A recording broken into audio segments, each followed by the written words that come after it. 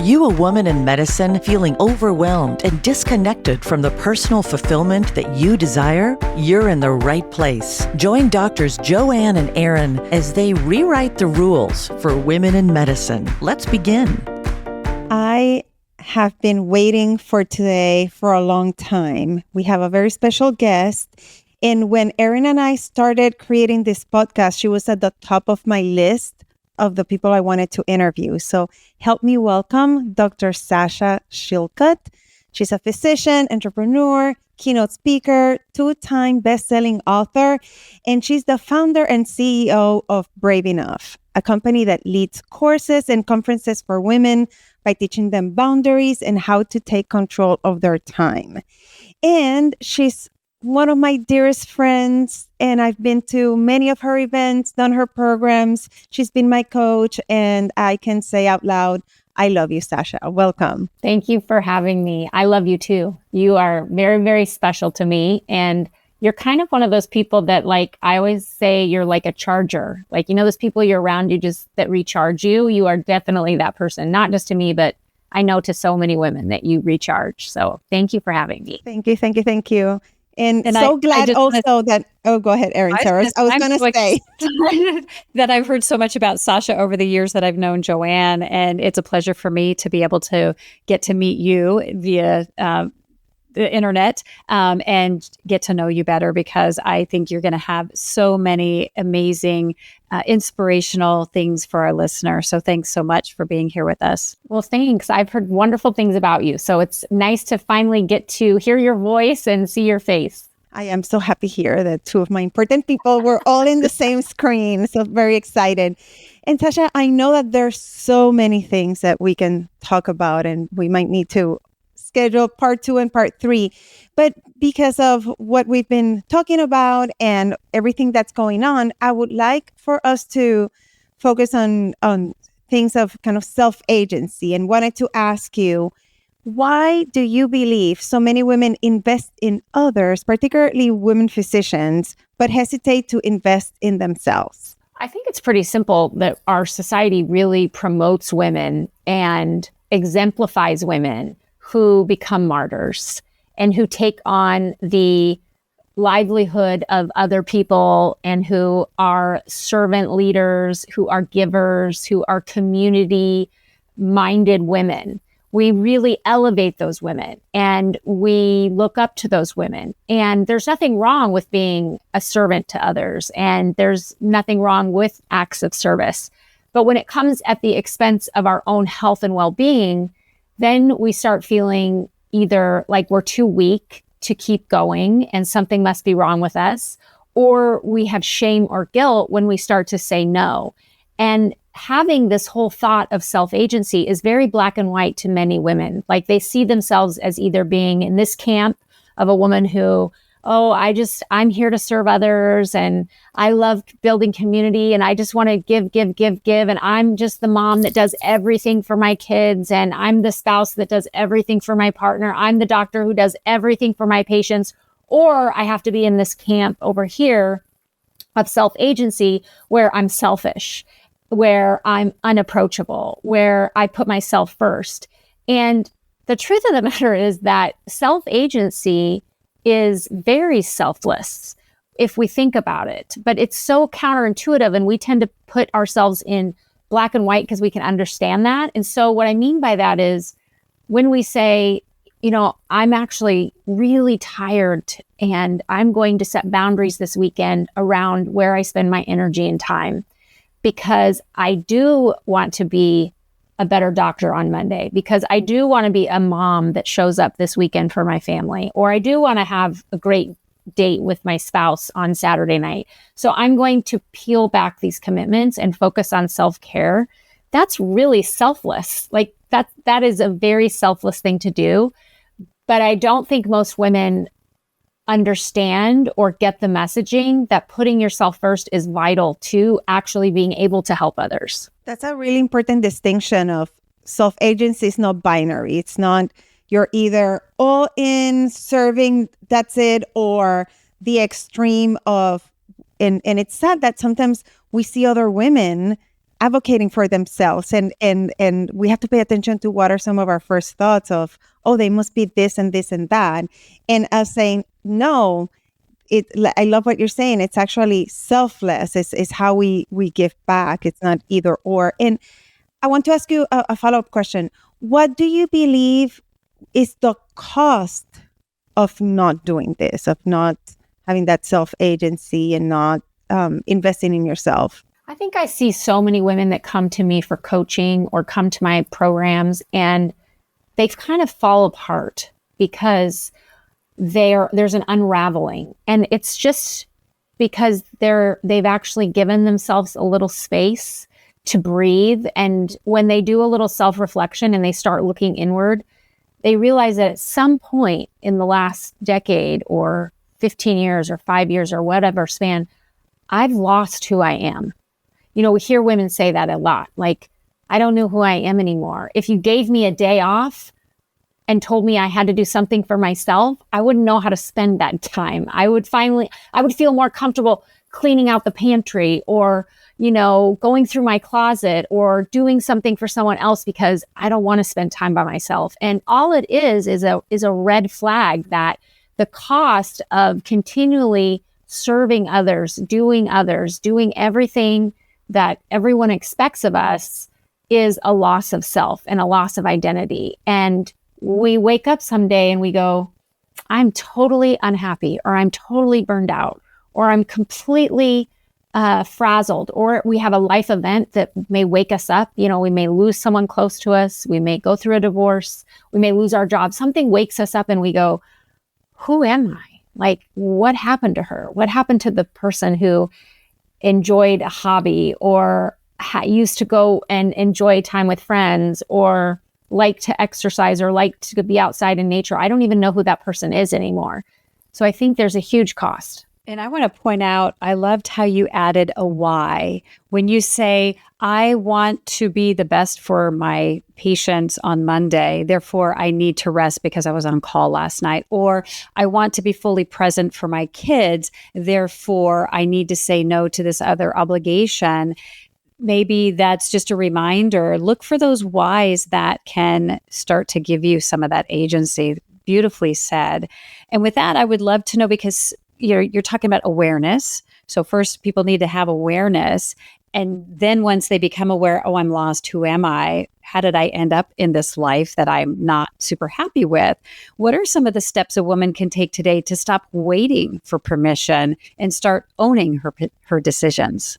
It's interesting because I think most of us are, we are taught as young girls to be polite, to follow the rules, wait and raise our hands, and to ask for permission. We literally are taught that as young girls, to wait until someone gives you permission. You know, you can't get up in elementary school and go to the bathroom without asking permission to leave. And we win our gold stars by being obedient. And then we kind of just end up on this treadmill where we're doing all the things, the next thing and the next thing. We're climbing the ladder. We're doing we're having kids, because someone told us we should be having kids now. We're doing the next thing. And all of a sudden we're like, wait, I don't really like where I am, but I guess I just need to keep going until someone tells me I do something else.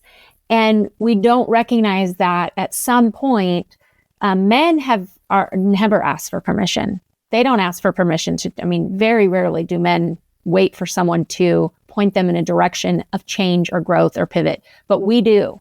And we then can go through a grief process. That's what I went through when I realized that I wasted years of my life, literally years, waiting for someone to give me permission to do what I really wanted to do. And I thought, oh my gosh, I've just been sitting here waiting for someone to take notice of me, waiting for someone to say, oh yeah, go do this. And I could have done it this whole time. And so the cost is huge if we are waiting for that permission.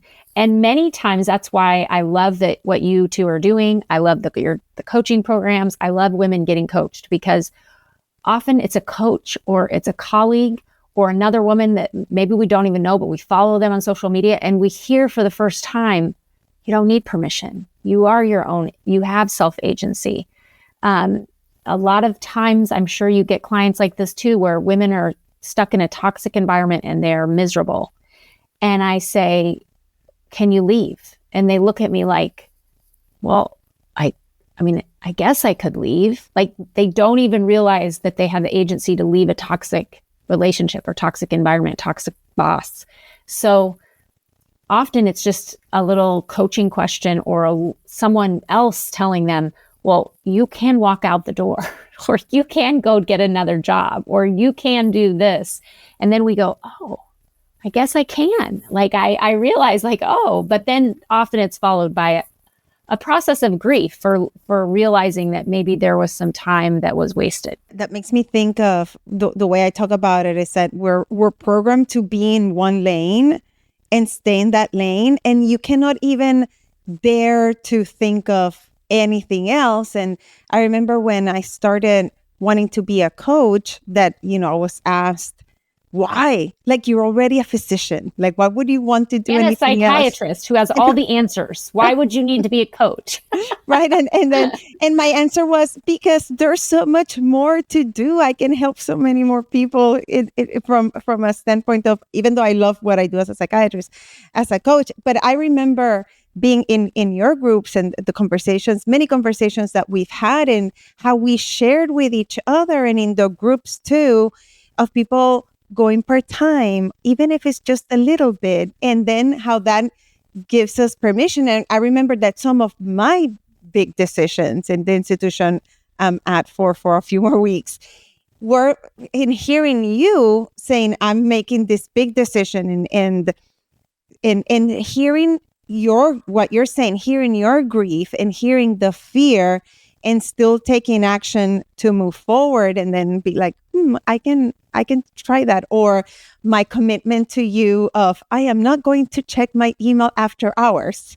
And I still sometimes kind of click on the icon automatically. I'm like, no, it's after hours. And it like, I have it wired. I still do every now and then, but it's super rare. And it's those decisions that were such a good way to put it the way Erin asked you of, the giving ourselves permission to get out of our lane to still do amazing things. It's not that, and even if it's that you want to retire early, like that's beautiful as well. And doing other things. And again, thank you, because it's you. I know that you've been an example for many women, in your voice has given us permission as well. And I would love to point out, sometimes even when you're your own boss, one of my clients who owns their own practice, her schedule wasn't working out for her because she didn't have the right length of appointments and she was running behind. And I said, who do you need to ask to change your schedule? And it was this big aha, like, oh, me. Can I change my schedule? Yeah, I'm the boss. Of course I can. And so even though she owned her own practice, she was still basing her schedule on practices that, didn't match how she did her work. And so sometimes that aha is like, oh, I do have agency. I only need to ask myself for that permission. And yet sometimes it takes that outside perspective from a mentor, from a coach, to sometimes point out the obvious. And they're like, oh, that was easy. Of course I can do that. I can do that tomorrow. So anyway, it's been fun to help other women recognize that they sometimes are keeping themselves trapped in that cage, even though the door is wide open and they can walk out at any time. I made a big decision this last July 1st to stop taking call. I still work clinically and I do cardiac anesthesia and cardiac call. And there's never been, we've never had an anesthesiologist at the university that I work at where you don't take call. If you are on the cardiac team, you take call. It's kind of an unwritten rule. You know how every environment, every culture has unwritten rules, right? And for the last probably 2 years, I've been really focusing a lot on my work and a lot of times I'm doing evening webinars, weekend things. I just want to be with my family. And I've just had this huge wait, I just don't want to do call anymore. But I wasn't sure, am I going to have to give up doing any cardiac anesthesia and just do general anesthesia if I don't take call? And also knowing the that I was going to be the first one, and were people going to judge me? Were people going to shame me? Were my colleagues and partners going to be upset with me? And were they going to think I wasn't a good enough anesthesiologist? All the things. And the reality is we have great compensation for taking call. So there's a lot of people that want to take more call because you get paid more. And so when I first proposed this to the group, I was so tachycardic, ladies. Like here I am someone who writes books on having self-agency. And I was stressed, tachycardic, sweating because I felt like I was going to disappoint everyone in that room. And when I said, I would like all of your permission, like I would like to not take call, and I would like permission not to take call. And if the group says no, then I'll take call, but I obviously will take a pay cut and I won't be taking call, just work during the day hours. And it was like a blip. It was like nothing. It was like, oh yeah, sure. Like it was like all this narrative I had in my head about being judged and disappointing people. I mean, maybe there were one or two people who probably thought it wasn't a great idea, but the vast majority of people were like, yeah, I'll take your call. I want to make more money. You make less money. Sure. And I say that because like, even now, even being a full professor, even having done call for 25 years, like it was still a hard decision for me because I did not want to disappoint people and be judged for being less than. And one of the things that really pushed me to do this, take this role and change my role, was one of my good friends is a trauma surgeon. And she said, how long have you been taking call? And I said, I don't know, 20 or 25 years or something. And she said, so is there going to be a reward for you if you do it for like 22, 27 years? Or like, what's enough? Like, what's the rule for you? And I realized how silly I had created all these expectations of myself. And I am so happy not taking call now. I actually love what I'm doing now. And I love this role. And I love how I'm working clinically. So I think that even if we are someone who knows this language, we have to give ourselves grace that it is still hard to act with self-agency as a woman, even in 2025. I just had a coaching call with somebody that I've known for decades earlier this week. And she said one of her bosses said, we need you to stay in your job. Like basically you are so helpful to our organization. We need you to stay, take your vacation time. And she's like, I have this other time I want to take and I haven't put in for it because I already just finished vacation and I have these other vacations coming up. And I said to her, your boss just said, schedule the vacation. We want you to be sustainable. And it was so hard for her. I said, you need to write the day, the time, and the location when you're going to put that request in for this other vacation you're taking in the future. And even with permission from her organization, encouraging her to take the time off, they're like, other people take time off. You can do it too. It's so uncomfortable. It is. And you're like, and she thought the same thing. I have to put it in this request. What are they going to think of me? I just came back. And it's part of your contract that you get your vacation time, use it. And this is coming from somebody who maxed out when I had 200 hours of vacation time and still wouldn't take my vacation time before I was working with a coach regularly. Those were in the years past. So I get it. It was so painful to watch. And so I'm going to have her watch this recording when it comes out because so many messages have come. The line in the book from the White Coats, Courageous Hearts, we interviewed Michael Hirsch in episode 131. And one of the lines that I circled in his book was about that, taking time off without the guilt. Mm-hmm. Isn't that asking for what we need without worrying about what people think? So powerful. Mm-hmm. And I want to point out, because Sasha, you gave us like a success formula in this big decision of having the awareness, because I know this, knowing you, I know that this wasn't an overnight thing that you were like, oh, I don't want to take call anymore. Let me tell them. That would have been nice. But having the awareness of, wait, where am I in my life right now? What's important? And, you know, with everything that's happened and all the changes and transitions, and then asking ourselves the question, what do I want and what do I need? And then having that courage, I know that you talk about this a lot, of saying it out loud and then it's like we drop it and then we're like, okay, hold, see what happens. And how beautiful that the outcome was positive for you. And now you can say, wow, this is opening, what are my possibilities in my life now? And because again, we're programmed, like you said earlier, you just have to do it the way we've always done it. And just because no one has done it before doesn't mean that it's not possible. And right, like all these are all important things in this success formula of advocating again for ourselves and for what we need. And then knowing you, what a beautiful example. I know that, right, like you and I, we talk a lot about this, of the one of the values of being a role model for other women physicians and other physicians in general, and then the younger population.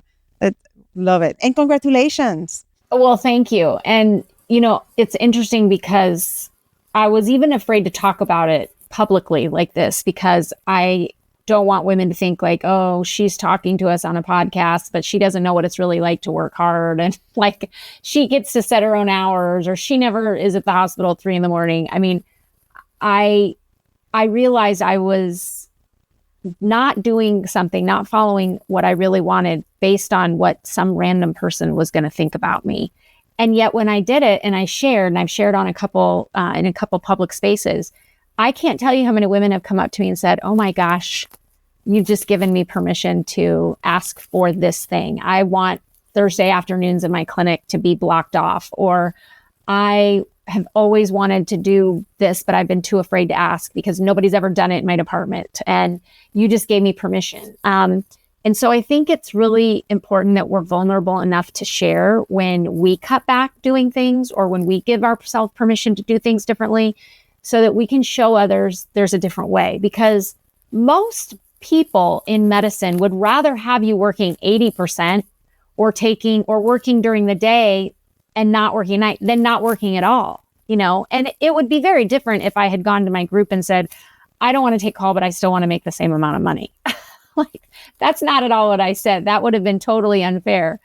But when you realize, like, okay, not everybody most people are not even they're not even thinking about what you want. They're so consumed with their own life and just trying to get through the day. But we need people to stay in medicine. We need people to stay in healthcare, and we need to have flexible work for them and for people to do that, because we're far better accommodating the people's schedules than we are saying, no, you can't go part-time, you can't go 80%, or you can't have Monday afternoons off. And then they leave medicine, or they go somewhere else and they just leave our institution.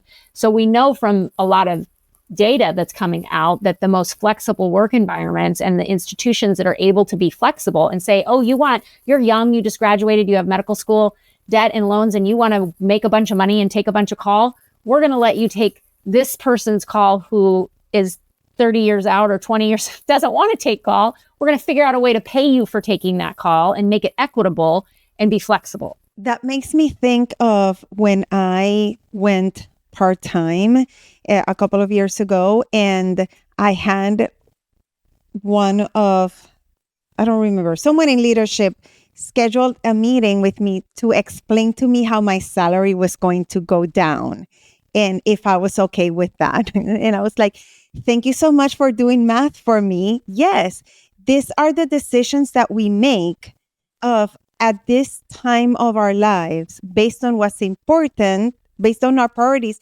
We make decisions on what's important. And in this stage of my life, which I imagine it sounds like you're thinking about it the same way, of well-being, balance, family time, rest time becomes more important than the amount in our paycheck.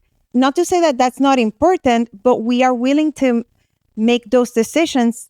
And maybe 10 years ago, it would have been different, right? Like you said, when we're younger, we're building our names and we want to do more things, we get busier. And then later on, that's not as important, or maybe it is. And it's, again, another distinction of think of what's important for you right now. I always talk about that of what are you prioritizing based on your values in this season of your life. And absolutely. Again, so I do want to ask you something that we've all mentioned, but I want to point it out, of the guilt that can come from these decisions or investing in ourselves from your experience and the older women that you've coached along the years? So we know that most women, the vast majority, learn how to take care of themselves. So learn self-care from watching our maternal figure. And if you had a maternal figure that had really good boundaries and she was able to kind of model that for you, then you're more likely to have good boundaries and take care of yourself.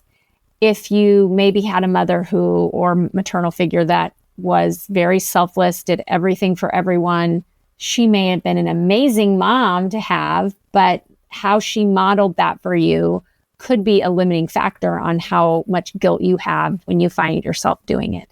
And that was definitely me. My mom was a stay-at-home mom. She was the only stay-at-home mom on our block, which meant she was everyone's mom. So she taught everybody how to swim. She babysat everyone. She was like the mom on the block because she was home during the day.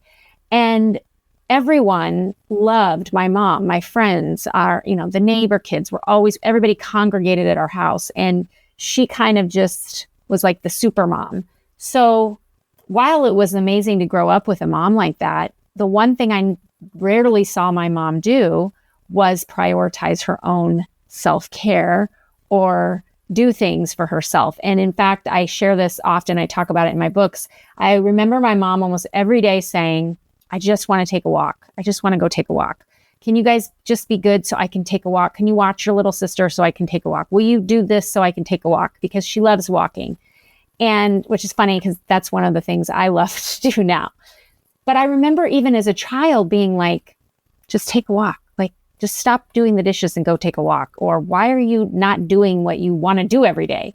And yet I found myself, having 4 kids in 7 years and being a full-time physician and being completely unhealthy, overweight, not fit, not exercising, eating terrible, not going days without eating, and then, eating fast food on my way home from a 24-hour call, not sleeping. I mean, I can't even imagine what my cortisol levels were back then. And thinking like I'm failing as a mom because my mom did everything and I can barely even make it till dinner time and I'm not at the school events. And it took me a long time. I remember when I learned that you learn self-care and how to care for yourself from your maternal figure, I just started crying because I thought, oh my gosh, I have become my mom. Like I'm the mom that never exercises or takes time for herself or puts boundaries or says no to my kids, I have to go take a nap, or says, I'm going to actually hire someone to come in and watch my kids so I can take a nap post-call. I never did that for years. And then when I started realizing how unhealthy it was, because my mom wasn't a cardiac anesthesiologist, so I had all these really unrealistic expectations, but I did not have it modeled for me how to take care of myself. And so now I'm very aware for my daughter that I need to set those examples. Like I need to have my daughter see me say, I've been up for 24 hours. I'm not going to make it to your cheer event tonight. I'm going to rest so that this weekend I can actually be a mom, and having her hear me say, you guys are going to be on your own for dinner because I'm going for a walk. And just really modeling that for her. That's so, and I have met your mom and she's a sweetheart, and I can imagine, right, like when that's what's wired in your brain from such a young age, it's impossible to not feel that we're not doing enough, or that we're not a good enough mom, we're not a good enough doctor, we're not a good enough wife, and all the things that we start beating ourselves with. And I'm glad that at some point you had that awareness of, wait a minute, again, what do I want? What do I need? And can I ask for it? And I know we've had conversations of, like the let me hire a neighborhood kid to come wrap presents or clean or do the dishes so that I can have that walk or time with my husband, and, and jokes about the crooked and stuff like that, that you're like, yeah, not me. I'll be present for my kids in many ways, but we will not be doing the crafts. No. It's simple things like that we're joking now, but in the moment, sometimes we feel guilty. Like I remember when my kids were younger, of me wanting to volunteer, and I'm there like at 10 p.m. cutting stars and pumpkins for their Halloween party at school.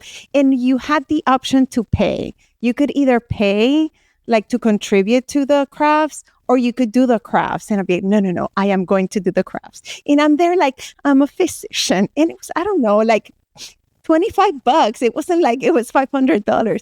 I'm like, and I'm here, nothing wrong if you love that. But, and actually I do like it, but not at 10 p.m. when I'm already so tired and I just put the kids to bed. But we beat ourselves up. And it's, again, these are the conversations to have, because guilt is in the driver's seat with us so many places that we go, right? And we have to remind ourselves of, yes, guilt, I hear you, but I don't want to listen. I don't want to believe all those things that you're telling me. And that the reframing that we learn of saying, I am a good mom because of X, Y, and Z. I am a good doctor because ABC. And really have these conversations to, and it's okay to make fun of ourselves every now and then, as long as we're moving forward and doing all the things. Well, and I want to, as I listen to this, and I had not heard that about the role modeling that you have from your mom or your maternal figure. And yet I came to this realization several years ago after I'd been working with my coach. Me and my sisters, there's 3 of us girls, we're all cut of the same cloth, even though I'm the only physician. We all work hard. We're the last ones at our work. We're always volunteering. We're always involved in so many activities. And we always criticized our brother. He was single for a long time. Then he got married. They have no kids. And every weekend he's off mountain biking and skiing and doing, water skiing, doing all these activities. And, we chalked it up to he was the lazy one, or, he's, his way is broken. And then as I analyzed it, I thought, wait a minute. He knows if he burns out of all this activity and gets his physical energy out and does things he loves on the weekend, then he can go back and be a great attorney during the work week. Whereas we're just working, till the wee hours of the night, taking on way too many responsibilities. And I was like, he's the one that's got it figured out. But we were like our mom. She, was a very hard worker and role modeled that self-sacrifice and not doing any self-care. And so now I'm like, okay, what is my brother doing? How can I take a page out of his book and say, how can we infuse that into more of my lives instead of judging and criticizing, because I didn't even understand what would that even be like to go on a bike ride, let alone spend the entire weekend mountain biking. It was just a foreign concept. And again, who are your role models? And maybe if that's all you have is your role models, then finding other women who are doing things differently. And I love that I think all 3 of us are role modeling different, to say it doesn't have to keep being that way. And so to start, for people who might not be as far down the road as we are, all being physician coaches, what's one boundary most women in medicine need to set, but they avoid? It's hard for me to pick one, but I would say if I had to pick one, it would be routine solitude with yourself every day, even if it's 15 minutes, and no phone, like no distractions, no interruptions. I think having a self-assessment every day is so important. It's like taking your vitals. It takes 30 seconds, but it can save your life. And I tell women all the time, if I could give you one boundary, it's find a time every day that you can escape the noise, escape the chaos, put down your phone, leave your phone in the other room, and spend it with yourself. And just ask yourself, how are you feeling? How are you doing? Are you nervous? Are you anxious? Are you tachycardic? Are you exhausted? Are you emotional? Are you on the verge of tears? Are you tired? Are you stressed about something tomorrow, or still ruminating about something from yesterday? I cannot really go a day or 2 without doing that. And I used to just be afraid to do that because I didn't want to uncover what was kind of going on inside when I was just burning the midnight oil and just trying to survive motherhood and being a physician. And now I crave it. Like I crave being alone for even 15, 30 minutes with my notebook, just jotting down some thoughts, jotting down what's bothering me, thinking about things. Sometimes I'll just get a glass of hot tea and listen to some music for 15 minutes. Sometimes, a lot of times I'm outside walking. It is something I teach all of my clients. And if you come to anything, Joanne will tell you, it's like on repeat, because I really think it's such preventative care. Like, it's the basis of prevention of burning out or developing a substance abuse habit or developing really negative self-talk. It just lets you be aware of how you're doing and giving yourself just space to breathe and think for a few minutes. So that's one boundary that if I could give to every woman on the planet, I would teach her that. And I have to say that I have that in my routine that I've wired because of, right, like what I've learned from you as well, and something that I have been able to then also remind other women physicians the importance and that it's okay if you're unsteady in the silence. It's okay. Just don't fill it up with work. Just make sure, maybe, like you said, use the time to read a little bit or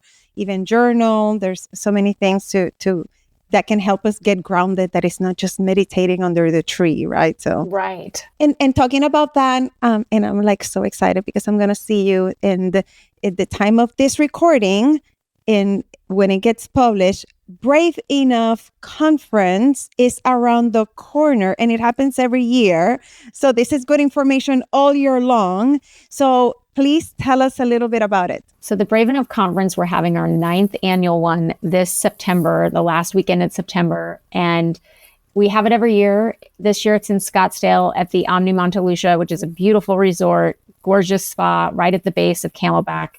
And the conference is really unique. It's really about the whole person. I want you as a woman just to show up. I don't want you to think you have to be anything or be at a certain level or dress a certain way, or you can come in sweatpants and messy bun and a hot mess, and your life falling apart. Or you can come and feel like, everything is going good, but I just want a girls' weekend. And then what happens at this conference is really magical, because every year I love reading the evaluations, because I'll think, I'm going to get this really good speaker and she's going to just blow it out of the water. But what I find every year is these women say, this speaker, she spoke right to my heart. And then the next speaker evaluations say, this speaker, she said this thing that changed the trajectory of my career. And then the next speaker's evaluations say, oh my gosh, this speaker talked about this thing and I'm forever changed, And so there's something for everyone. And then in the afternoons, I have you be off because I want you to enjoy the resort. It's not one of these CME events that you go home more tired. I honestly want you to rest, connect with other women, laugh at the pool, order a drink, have a cabana, go to the spa, hike Camelback, whatever brings you joy. Take a nap in your room. So I want women to rest and connect and grow. And that's kind of the whole mantra of the weekend. It's an amazing weekend. And if you've never come, it's not too late. You can go to braveenough.com and find becomebraveenough.com. It's everywhere. The conference is kind of all over Google if you just search for it. And I am so looking forward to it. And I have to add, because I've been to it a few years and I have the opportunity to be in a panel and lead some discussion tables, and I will this year as well. So looking forward to that as well. But I want to say that there's something also in the energy of the women who attend. It's, again, I almost have goosebumps right now, because everyone is in this positive attitude, and the hanging out is super fun as well. And it's community, and we have super serious conversations, and then the next conversation, it's about shoes and let's go shopping. And it's just it's so neat. Erin and I talk so much about the power of community, and right in medicine that's difficult, and we have to take advantage of these opportunities, because it's not impossible to make friends at any age in life, and it's with other physicians, and we share stories and our vulnerabilities, and just really good quality time. So I have to say, I'm looking forward to all of it, and to give you a big hug. I cannot wait to see you. And I know it is intimidating to go to an all women's conference. I've learned this after putting on so many events. you were going to go to a psychiatry conference, you wouldn't think, oh, I can't go to this conference. I don't know anybody, right? You would just say, oh, this really looks interesting. Or like, Erin, you're going to this trauma conference because you want to hear the speakers. It's not like you're going because you only are going because you're going to meet people there. But women's conferences are a little different. And I hear all the time women will say, I want to come to your conference so bad, but I don't know anybody. And I want to encourage you, just come if you don't know anybody. You will leave with a lot of new friends. And if you're an introvert, there's lots of extroverts that will take you in. But if you also are like, I'm an introvert, I just want to sit over here and listen and watch, we will also let you do that. So there's something for everyone. And I want to make sure people know that it's an inclusive environment. I don't want people to think that they can't only come if they know somebody that's going. And I can't wait to go. I'll have to go maybe in 2026 because I will be out of the country this year. Otherwise, I would be sure to be there. We like to hear from our guests, Sasha, about how you're rewriting the rules for women physicians. I think I want to leave my mark in our community by being a woman who practices what she preaches and being someone who shares when I mess up and shares maybe when I have overcommitted and I'm lacking boundaries or when I'm struggling with burnout. I just want to be a woman who is very honest and real, and changing the rules by, letting women know you don't have to ask permission if you want to change or pivot your career, your FTE, the way you show up in medicine. No one can take from you what you've done.